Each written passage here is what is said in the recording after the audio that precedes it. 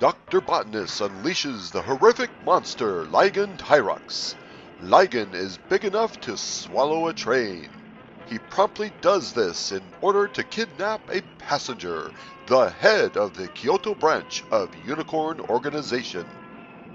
Dr. Botanist transforms him into a cyborg pawn for Gargoyle. The man tries to steal top-secret plans while Ligon sets on a path of destruction. Johnny and Jerry are knocked out by gas. They are trapped in the Gargoyle ship at the bottom of the sea. They refuse to give the diabolical doctor any information. He then leaves them with a time bomb set to go off. Agent Sokko and Mono's hands are tied behind them, so Johnny can't get to his watch to call Giant Robot. The problem here is that the bomb is set to go off, and Ligon is wreaking havoc on his way to kill the Unicorn Chiefs. What to do? Jerry drops to the ground and opens Johnny's signal watch with his teeth. U7 calls for Giant Robot. With great speed and surprising autonomy, Giant Robot destroys Ligon and saved our two heroes. The Gargoyles have been foiled for now, but tomorrow is another day. Giant Robot, missile launchers ready.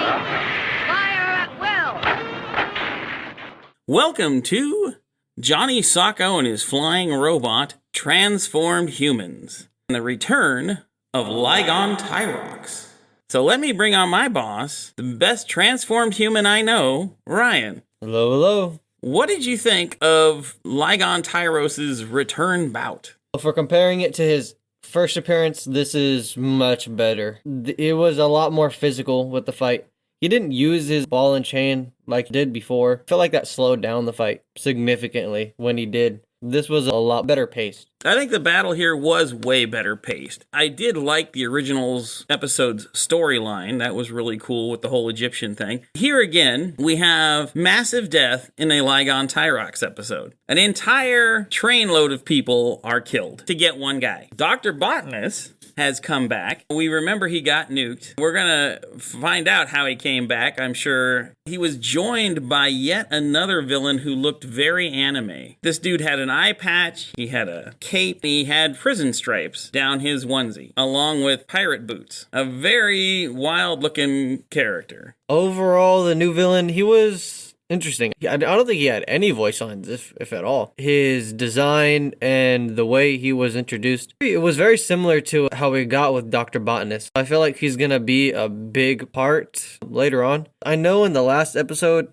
Dr. Botanist got evaporated. I'm assuming within the next few episodes, Emperor Guillotine is gonna end up getting rid of Dr. Botanist. This new villain is gonna be the new one, or he's gonna be a side villain. I'm not sure. I definitely think he is gonna be important later on down the line. I really like the guy's design. I think he looks better than the dude with the fish. He has the ability to shape change. Where Dr. Botanist can teleport, disappear, this guy can change his shape like the chameleon in Spider-Man. Camera work on this episode was way better than the usual. Oh yeah. When they kill off everybody on the train, they're doing it to snag the head of the Japanese Kyoto branch of Unicorn. Try to use him to get to the actual head of Unicorn. As we know, Dr. Botanist can mind control people. He did that in the Gargoyle Vine episode. He does it again here, except this time you have this really great shot that's almost like an interrogation shot where you just see his head and the victim's head. The rest of the room is dark. It was really cool looking. Yeah, I thought these shots and the scenes were a lot more careful with how they portrayed everything, because even the fight scene, they gave you a different perspective. Usually it's a lot of zoomed in shots or shots from down below, but they gave you a good view from both a wide angle and then from around maybe the waist to body. Seeing that change in the direction was really cool. One thing I noticed in the English version here is they kept calling Ligon Tyrox Gora or Gory, something like that. Totally different name than what the character actually is. I'm not sure why. It might be a translation issue. I know they didn't have an issue before. I was thinking, at least for me, it might have been a cousin robot that they made. It's the same exact, not same exact look. Or was it the same exact look? It is looked the same almost exact look. Yeah, they just spruced up the paint job on it. Or maybe this it was one like wasn't an upgraded version or something like that. Yeah, it did move better, so maybe it was. The old one was in the Egyptian sands, and so they had the Egyptian sand color to it, and its horn was like a pyramid. Mm-hmm. Here, he came out of the water, came out of a mountain. Remember that when he sucked the train out, he was in a mountain. Number one, they had these really cool dark shots with him. His costume was a bit darker. Maybe you're right. Maybe he is actually supposed to be an upgrade Ligon Tyrox. Mm. If so, they succeeded because he was much better this time than he was the first time. A lot more. I would rank this version of him up there with the Draculon, and I actually think this fight was better than the Draculon fight. This was probably the best fight that we've seen so far. Yeah, I was thinking about it too. I forget, I think we're a little farther into this now, so I forgot the exact order that I put them in, but I know that in general for me, somehow, some way, the Nucleon Ball made it pretty high up. It was number 2. Okay. So I think I want to put this one just above the Nucleon Ball, and if not, in number 1 spot. It's just the fight scenes and then the shots, again, for me. That's what solidified it, because you see a lot more of them actually doing stuff and not just kind of like flailing around and like pillow tapping each other. They looked a lot more menacing, and like they're actually trying to get rid of each other in these fights. So, and this one they actually added a new element too that I really liked, where Johnny and Jerry Mono were tied up, and Dr. Botanist put a time bomb on it. So Giant Robot had a time limit to defeat Tyrox, and so he has to defeat the robot, and then he goes into the water and goes into Guillotine's ship and rips Jerry and Johnny out and saves them. I liked that added bomb element. What did you think? Yeah, it gives a lot more stakes to the fight, because usually it's like they're in danger or they're trapped. Like in the first appearance of Ligon, they're inside of his body, like somewhere in his head and his body, just somewhere around in there. All that really was at stake was them either escaping or being stuck in there if the robot didn't win. Obviously, the robot's a hero. The robot has to win. There wasn't so much going on there. But with this one, with the bomb being active and him having that time limit, it gives a lot more stakes, a lot more tension. Especially in a fight like this, that's always a plus rather than a minus. We've seen the fact that Botanist is good with mind control. He definitely mind controlled again. And again, a little daughter, the daughter this time, not the son, figured out that the guy was body snatched.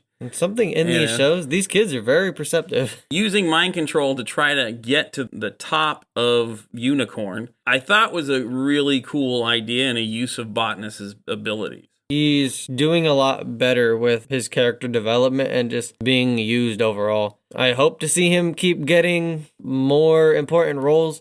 But like I said, I feel like he's probably going to end up getting eliminated here and there eventually. We'll see what he has in store. His breakaway cloak that had 2 versions of his hands in it was actually a cool scene too. And Jerry grabs that. That's how they escape. Yeah. So the heroes are, of course, Jerry Mono and Johny Sokko, the title character. How did you think they fared in this particular episode? I liked them a lot, actually. I don't think we've seen too much other than them trying to figure out the whole situation. But that initial fight, it was with Jerry Mono, or was it with the guy that they brainwashed in the hallway? That hallway fight. The hallway fight was the guy that they brainwashed. That was our new villain versus the head of the Kyoto branch before he was brainwashed. Okay. And even with stuff like that, they're getting better with the shooting. You can see that in the Jerry Mono fight, where in these small spaces and just in the small rooms and the buildings, stuff like that, they're using what's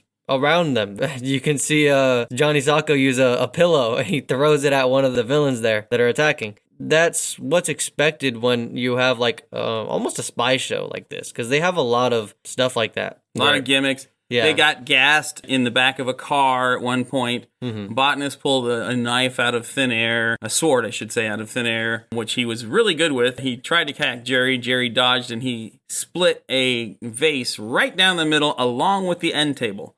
That was a heck of a shot. Yeah. Zorro would be jealous. I liked the fight scenes too. I think Jerry was handled well. I liked the menace of the fact that Johnny and Jerry are tied up, and Jerry realizes the only way to get out is to call the robot, but he can't do it. So he falls over, uses his teeth. At first, I thought he was gnawing at the ropes, but actually he's using his teeth to open Johnny's watch. And Johnny, of course, shouts for the giant robot, and it comes to the rescue. I thought that was a very cool kind of spy escape. That's with like the two of them. something you see directly out of Get Smart or anything like that. It's like, you know, you have those two partners. One is, or they're both in danger. One is like, we got to figure this out. And then in a scene where they're both in an opposite chair, and then they slowly jump the chairs toward each other and then spin each other around, something like that. Yeah, that little scene there where he's trying to open the watch that's a great scene. I think this is far superior episode, although I did really like the way Johnny was used in the Ligon Tyrox original episode where he went into disguise and all that, and for once he rebelled a bit. Here you don't have any Johnny rebellion, but Johnny is clearly a big part of the team.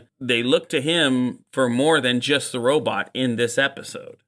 He gave the information on brainwashing, if I remember correctly. Yeah. So they're showing that Johnny is more than just, we need to call the robot, call him. And like I said, his name is on the title. I said this before. Because he's almost the main character, he should be getting a lot more of those larger roles in the plot of each story. Again, we're slowly starting to see that more and more throughout these episodes. So I hope to see more.